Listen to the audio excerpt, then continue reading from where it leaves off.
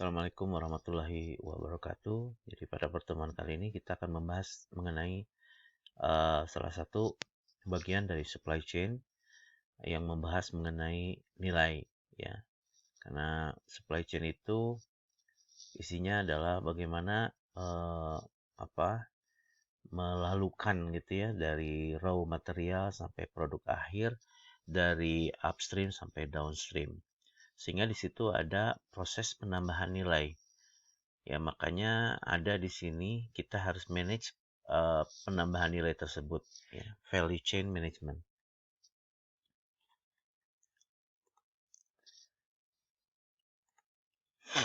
Nah, mungkin kita harus mengetahui dulu apa yang disebut dengan nilai, ya, atau value. Value itu adalah sejumlah atau suatu jumlah tertentu yang dihitung dengan moneter, ya, mungkin ya.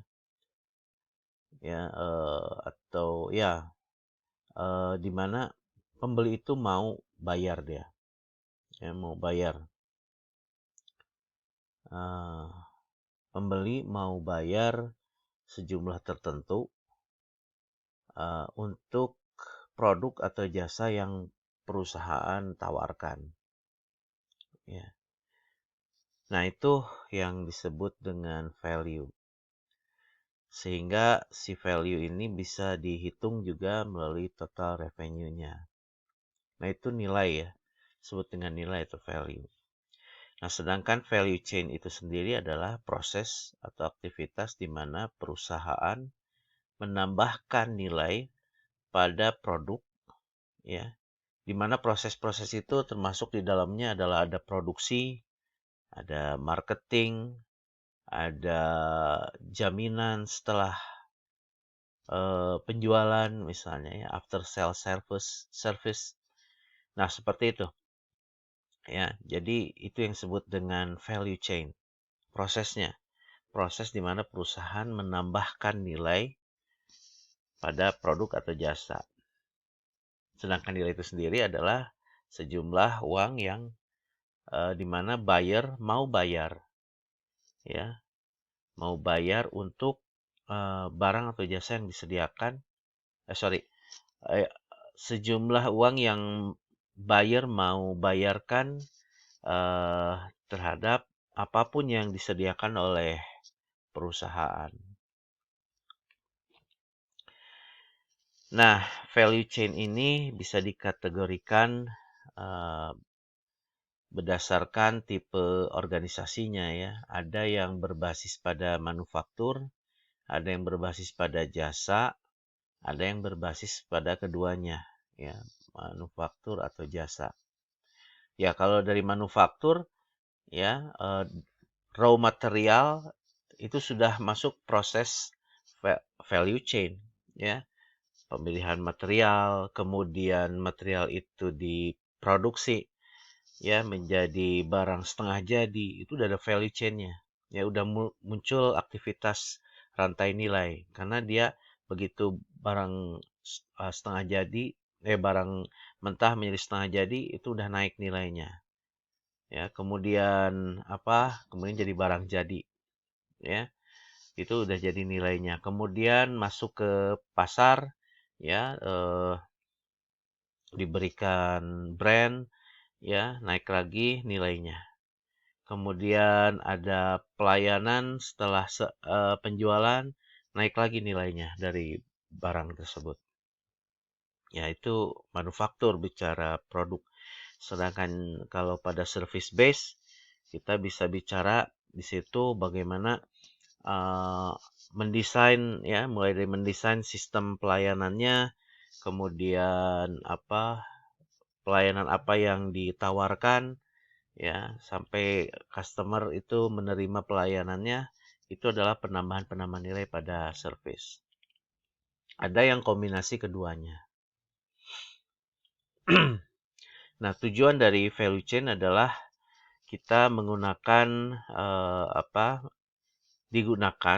value chain itu digunakan untuk mengidentifikasi sumber-sumber yang mendatangkan keuntungan yang kompetitif.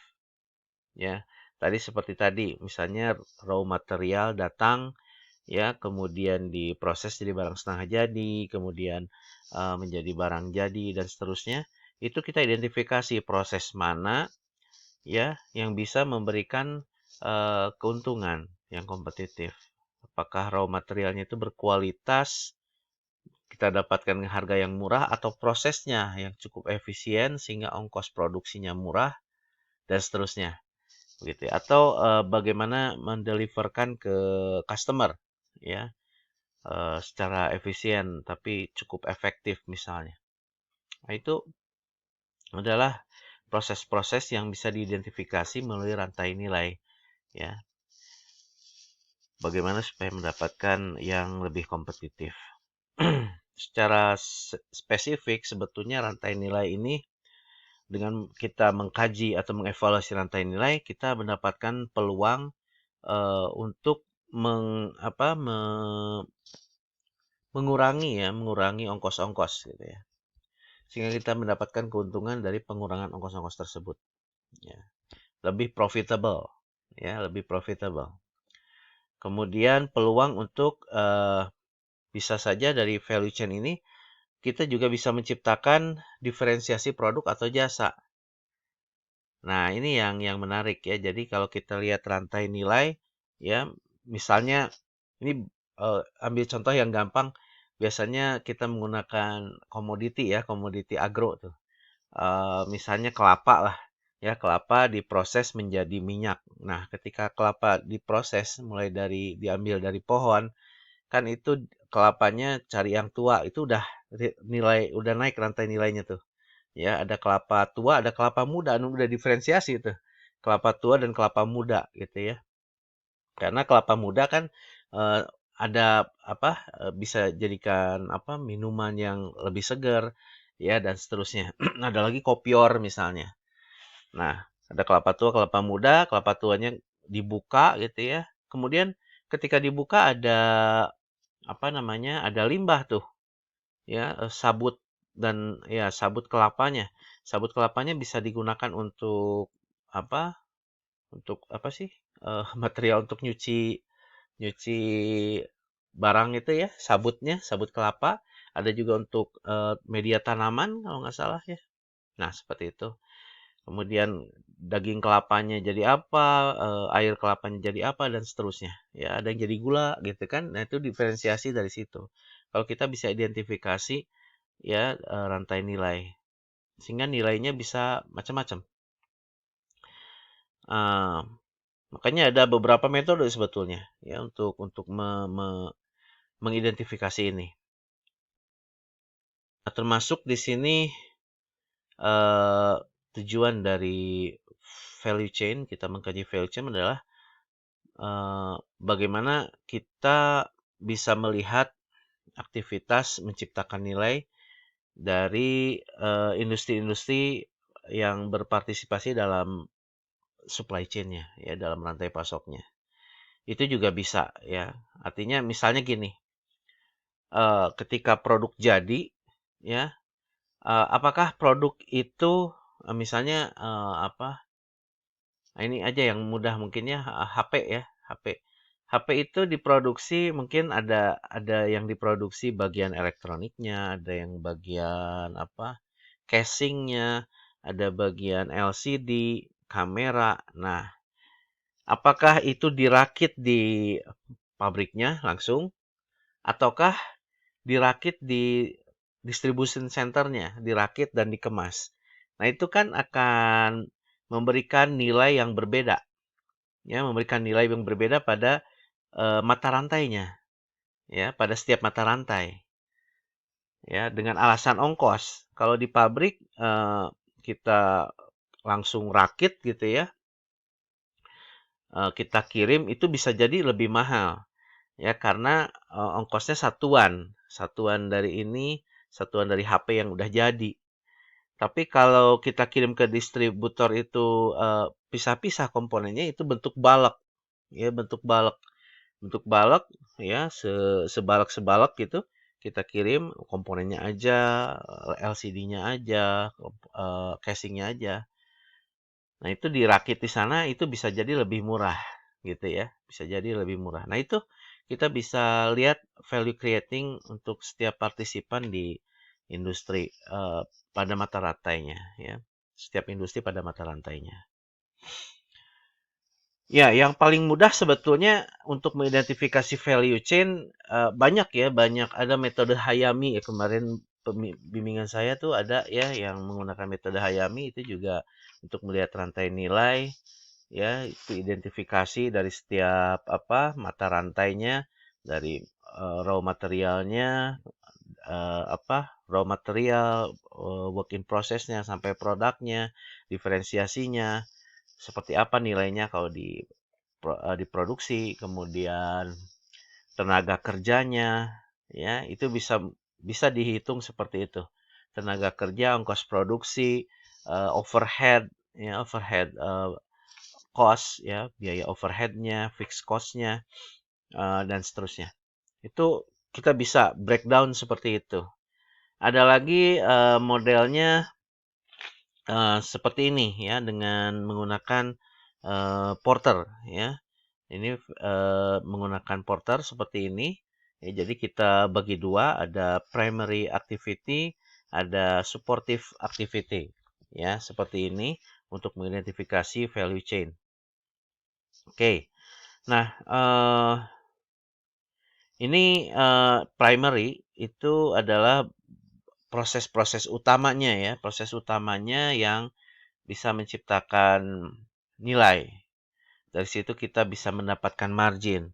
Mulai dari inbound, logistik, operation, ya, outbound logistik, marketing and sales, sampai service. Ya, inbound logistik itu adalah mulai dari input, ya, misalnya raw material, ya, atau desain atau apapun sebagai input, kemudian dia ditransformasikan menjadi produk kan seperti itu. Tapi pada inbound ini kita bicara penerimaan dari inputnya. Kalau misalnya manufaktur ya raw materialnya. Ya penerimaan dari input, receiving-nya ya mulai dari receiving penerimaan ya. Kemudian storing penyimpanannya, kemudian bagaimana terdistribusi ke dalam perusahaan. Ya, itu adalah masalah inbound. Makanya di inbound logistik ini ada beberapa isu utama yang biasanya dikaji. Itu pertama adalah lokasi fasilitas, ya, lokasi fasilitas distribusinya. Ya, bagaimana input ya itu masuk itu lokasinya dari mana. Kemudian layout dan desain warehouse untuk menyimpan raw material. Nah, jadi itu isu-isu utama dalam inbound logistik. Jadi inbound itu masuknya input ya, masuknya input. Kemudian ada operation di sini, ya ada operation. Operation itu adalah bagaimana merubah input menjadi output ya, menjadi produk atau jasa. Dari raw material menjadi produk atau dari komponen atau dari part menjadi produk. Ya, itu adalah proses operasi ya. Atau dari sebuah resource menjadi sebuah jasa gitu ya, jasa. Kemudian ya isu-isu utama dalam operasi ini adalah pertama ya tentu kalau kita bicara manufaktur, operasi pabrik yang efisien itu seperti apa ya. Isu utama dalam operasi ini untuk menciptakan nilai, kemudian penggunaan teknologi yang tepat ya. Kemudian juga termasuk layout pabrik ya, kalau kita bicara manufaktur, layout pabrik, desain, aliran kerja yang efisien ya. Kalau dalam service mungkin termasuk aliran kerja juga ya. Aliran kerjanya seperti apa yang efisien ya. Nah, itu operasi. Ya, isu-isu utamanya. Di slide ini Saudara silakan baca yaitu yang saya sampaikan. Kemudian outbound logistik ya. Outbound logistik itu adalah bagaimana setelah menjadi produk atau setelah menjadi jasa yang siap digunakan itu deliverkan ke customer ya, siap deliverkan ke customer itu outbound logistik ya. Jadi itu termasuk aktivitas di dalamnya ada collecting ya, mengumpulkan, ada storing juga, ada penyimpanan, kemudian ya termasuk eh, perencanaan distribusinya ya. Jadi outbound logistik ini termasuk penyiapan distribusinya ya, penyiapan distribusi produk atau jasa kepada buyer. Nah, isu-isu atau masalah-masalah utama yang dikaji dalam outbound logistik ini itu adalah pertama ya masalah pengiriman yang efektif, cepat dan tidak menimbulkan kerusakan ya, bisa mengeliminir kerusakan. Kemudian mengirimkan barang dalam lot size yang tepat agar biaya inventory bisa dikurangi, bisa diminimalkan dalam hal ya biaya inventory kan termasuk juga di dalamnya ada biaya pembelian ya, dan sebagainya ya. Inventory barang jadi, kemudian juga pengiriman juga kalau diminimaliskan itu termasuk juga ongkos transportasi yang bisa diminimalkan begitu ya. Yaitu untuk outbound logistik. Kemudian ada lagi primary activity, aktivitas utama berikutnya adalah marketing and sales. Ya, marketing and sales itu ya pembelian produk oleh end user ya, oleh pembelinya, oleh customer kita. Nah, ini masalah-masalah utamanya di dalamnya bagaimana kita bisa mendorong buyer untuk bisa membeli ya barang atau bisa membayar jasa gitu ya kalau kita industri jasa. Termasuk ada di dalamnya masalah-masalah pendekatan-pendekatan motivatif gitu ya di bidang promosi, periklanan, identifikasi market ya, market segmennya berapa, volume marketnya berapa ya, berapa besar, market share-nya dan seterusnya. Ini masalah marketing and sales ya.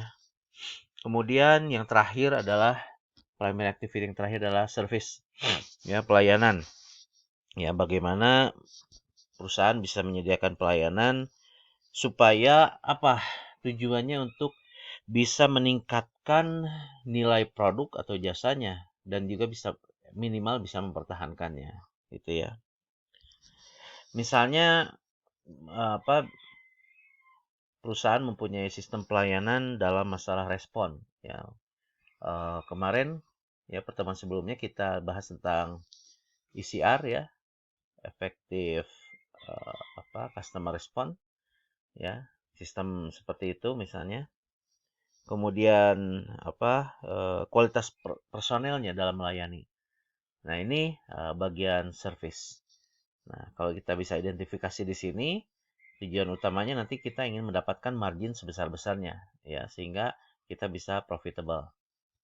Ya, mulai dari inbound ya, di inbound tadi ya input material ya, bagaimana lokasi fasilitasnya di mana supaya ongkosnya lebih paling minimum ya, layoutnya seperti apa, kemudian operasi, bagaimana efisiensi produksi, efisiensi alur kerja dan seterusnya, outbound logistik, bagaimana mendistribusikan barang ya, termasuk di dalamnya transportasi, inventory barang jadi, marketing and sales, penjualan barang, bagaimana mendorong buyer supaya beli ya, customer supaya beli barang kita dan bisa di-maintain ya pembeliannya melalui macam-macam ya, ada periklanan, melalui promosi dan sebagainya, kemudian service, bagaimana kita membuat sebuah sistem pelayanan sehingga produk dan jasanya itu sendiri punya nilai yang lebih lagi. Orang mungkin kita mungkin punya kompetitor gitu ya, tapi kompetitor itu servisnya tidak sebaik kita, maka pembeli akan membeli barang pada kita gitu ya. Jadi mungkin harga barangnya bisa jadi kita lebih mahal sedikit, tapi karena kita punya after sale yang bagus gitu ya, delivery-nya juga bagus, nah itu bagian dari pelayanan.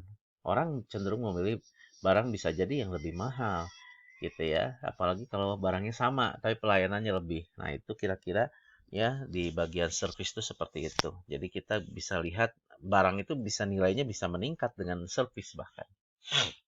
Oke, berikutnya ada support activities ya, aktivitas pendukungnya. Ada general administration, ada human resource management, ada technology development, ada procurement. Ya, general administration itu adalah bagaimana suatu sistem yang bisa mensupport keseluruhan aktivitas di value chain ya. Ya, itu bagaimana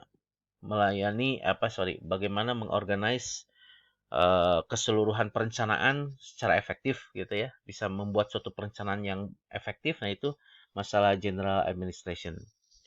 Hubungan baik dengan para stakeholder semua di perusahaan, ya, mulai dari pekerja-pekerjanya, atasannya, shareholdernya, pemilik sahamnya, sampai ke customer bahkan, gitu ya. Kemudian mungkin general administration termasuk penggunaan teknologi informasi ya yang paling efektif yang bisa mengintegrasikan seluruh aktivitas untuk menciptakan nilai ya. Kalau aktivitasnya bisa di support dengan teknologi sehingga lebih efisien ya itu akan lebih baik sehingga ongkos-ongkos overhead-nya bisa diturunkan misalnya ya. Oke, itu general administration, kemudian ada human resource management, itu masalah rekrutmen karyawan ya, tenaga kerja atau hiring ya, outsource tenaga kerja, training, pengembangan ya, kompensasi ya, memberikan tunjangan, insentif ya. Jadi isu-isu dalam human resource management diantaranya adalah bagaimana rekrutmen yang efektif, ya, bagaimana kita membuat sebuah training yang efektif, yang efisien, ya, hubungan membuat sistem reward dan insentif, ya, program reward dan insentif untuk memotivasi tenaga kerja untuk lebih semangat dalam bekerja, ya, mencapai kinerjanya yang lebih baik. Nah, itu adalah masalah-masalah di human resource management ya, termasuk succession planning ya, bagaimana kita menempatkan posisi-posisi tenaga kerja itu pada jabatan-jabatannya ya secara tepat. Kemudian ada teknologi development ya, pengembangan teknologi. Ini adalah suatu pengembangan dengan rentang yang sangat lebar untuk aktivitas yang bisa untuk menopang aktivitas ya dari seluruh rantai nilai ya, proses menciptakan nilai ya teknologi. Ya, termasuk di dalam teknologi itu ada bagaimana kita membuat sistem research and development yang efektif ya. Bagaimana kita mengkolaborasikan research and development dengan departemen-departemen lain dalam perusahaan. Kemudian juga termasuk kualifikasi personel ya di dalamnya. Yang terakhir adalah procurement. Ya, procurement itu pengadaan barang di sini. Ya, bagaimana mengelola raw material input ya, mengembangkan hubungan dengan supplier-supplier ya, raw material, vendor-vendornya. Makanya di dalam supply chain ada VMS misalnya ya, vendor management system ya, vendor management sistem memanage vendor itu ada ya, karena vendor ini kan suatu yang penting karena dia mensupport inbound ya, mensupport sistem inbound dalam perusahaan. Sehingga di situ isu berikutnya dalam procurement kita harus bisa menganalisis ya, menseleksi sumber-sumber input, sumber-sumber raw material misalnya ya. Agar juga kita kenapa harus manage vendor ya, diantaranya adalah satu isu utama dalam pemilihan vendor dalam hubungan dengan vendor adalah atau dengan supplier ya, over reliance ya, ketergantungan. Jadi kalau kita misalnya vendornya tunggal, kita tergantung sama dia dong. Daya tawar kita juga rendah gitu ya. Itu pertama. Yang kedua, kalau terjadi apa-apa ya kita nggak bisa apa-apa, inputnya nggak ada gitu ya. Kalau terjadi sesuatu lah dari suppliernya itu. Itu adalah masalah di procurement. Nah, kita bisa analisis ya kegiatan-kegiatan di daerah suportif ini supaya lebih efisien tuh seperti apa, sehingga kita pun di sini bisa mendapatkan margin, gitu ya, bisa mendapatkan margin. Oke, ini adalah contoh ya dari suatu perusahaan Walmart. Ya makanya sebelum ini boleh Anda pause dulu gitu ya. Sebelum sebelum saya menjelaskan ini, Anda pause dulu. Saya akan kirim video tentang Walmart ya. Jadi Walmart itu perusahaan retail besar ya kayak Carrefour gitu ya. Dia jual dengan jargon everyday is setiap hari adalah barang murah ya kalau nggak salah seperti itu ya. Walmart ya di Amerika. Cuman dia itu ya dia melakukan global supply chain ya, global supply chain, dia produksinya di negeri berkembang ya seperti Bangladesh ya sehingga dia bisa produksi murah gitu ya dengan tenaga kerja murah dan produktif. Dan ini pernah mendapatkan sorotan ya. Isu negatifnya tinggi juga karena apa? Di negeri berkembang ini aturan-aturan ketenaga kerjaannya sangat longgar ya sehingga ya sebetulnya terjadi slavery gitu ya, terjadi perbudakan. Anda boleh nonton videonya nanti saya bareng kirim dengan video lecture ini gitu ya. Tapi ini bagus jadi contoh untuk value chain ini ya. Jadi si Walmart ini ya inputnya ini dia cost-nya itu rendah ya karena dia pakai tenaga kerja negeri berkembang ya, Bangladesh gitu ya. Sangat murah gitu ya. Mereka nggak dibayar overtime, kurang ajarnya itu ya, tidak dibayar overtime, terus apalagi tidak ada tunjangan kesehatan buat tenaga kerjanya. Makanya dia sangat rendah gitu. Cost untuk mendapatkan inputnya itu kan baju ya, kaos, apparel murah gitu buat di Amerika. Kemudian operasinya juga murah banget ya. 9 to 9 working hour, 9 jam kerja, 7 hari seminggu kerja. Kurang ajar memang dia. Dan nggak ada tunjangan apapun ya. Kemudian strong presence distribution center ya. Memang keberadaan distribution centernya, distributornya itu sangat hebat gitu ya. Everyday low price. Nah ini ya jargonnya untuk marketing and sales. Always low price, cash and carry. Soal ini bukan curry ya. Curry itu curry ayam. Carry ya. Cash and carry. Nah, ini marketing and sales-nya. Kemudian quick response. No question about policy and return ya. Nggak ada soal retur barang dan sebagainya. Nah, itu dari segi primary activity-nya, kemudian dari bisnis infrastructure-nya dia punya beberapa di sini Anda bisa lihat ya, termasuk toko-toko sebesar 30.000 square foot ya di kota-kota kecil. Itu bisnis infrastructure-nya, human resource management-nya Anda bisa tadi mungkin dijelaskan termasuk employee-nya ya. Employee-nya itu dianggapnya associate, kayaknya tinggi gitu ya. Padahal mah kalau associate artinya dia seakan-akan mitra gitu ya, tidak digaji dengan baik ya. Mitra itu gimana keuntungan perusahaan kan berarti ya. Insentif profit sharing ada, stock purchase, desentralisasi. Nah, top manajemennya juga dia selalu ada di toko ya. Top manajemennya selalu di toko. Kemudian teknologinya menggunakan uniform product code pada point of sale, jadi bisa informasi demand-nya aktual. Ada cross docking, nanti kita jelaskan mungkin bagian lain tentang cross docking. Satellite network. Kemudian bargaining yang hebat dengan para vendor ya karena vendornya itu ya tadi ya penyuplai barang-barang murah dari negeri berkembang ya. Dia menggunakan tenaga kerja di negeri berkembang gitu. Ya, seperti itu. Ya, ini sehingga dia dapat marginnya sangat tinggi gitu ya. Oke, berikutnya adalah ini silakan ya ada beberapa ciri khas ya untuk value chain di service industry ya. Kemudian ada di engineering gitu ya.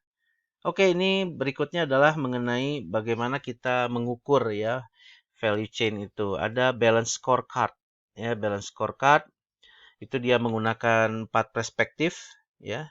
Nah, seperti ini ya, dia mengukur finansial, internal business process, learning and growth dan customer-nya. Ya, sebagai contoh dalam customer perspektif dia ukur waktu, quality, performance dan cost. Internal business ini ya prosesnya, keputusannya, actionnya, koordinasi, resource dan capability, kemudian innovation learning perspektifnya ini ya, bagaimana produk baru, value untuk customer, bagaimana meningkatkan efisiensi untuk operasi.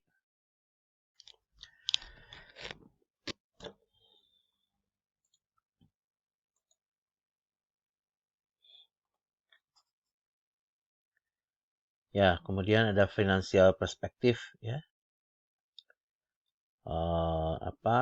Bagaimana kita melihat profitabilitas, bagaimana lihat pertumbuhan, nilai terhadap nilai saham, ya, nilai pemilik saham, kemudian market share, bagaimana kita meningkatkan market share dari sekian persen, ya, menjadi berapa persen, ya, untuk ini indikator kompetitif atau tidaknya produk kita di pasar, kemudian pengeluaran operasi, bagaimana dikurangi, kemudian eh, pengembalian keuntungan dari aset yang kita punya, ya. Ini contoh pengukuran pada balance scorecard, ya. Jadi seperti ini, ya, contoh misalnya di finansial, tujuannya adalah bagaimana kita mempertahankan, bukan probability, ya, profitability mungkin, ya. Target misalnya plus 0,05%, saat ini baru masih minus 0,02%, nah gitu, ya. Mengurangi ongkos operasi, saat ini targetnya sampai 50.000, saat ini masih minus 35.000. Meminimumkan debt, ya, hutang, ya, kemudian pembayaran yang efisien. Nah, ini selalu seperti ini, ya, ada target, ada aktualnya, ya. Customer misalnya, ya, bagaimana mempertahankan customer, target customer kita ada berapa, saat ini baru berapa, dan seterusnya, ya. Nah, kira-kira seperti ini, ya, salah satu metode lain, ya, untuk mengukur kinerja, ya. Biasanya kalau memang balance scorecard ini untuk kinerja, ya, dengan 4 perspektif ini, ya, customer, finansial, perspektif, internal proses, learning and growth. Ya, ini mungkin Anda sudah pernah pelajari di manajemen kinerja, ya. Oke, mungkin seperti itu pertemuan kita, ya, mengenai value chain. Assalamualaikum warahmatullahi wabarakatuh.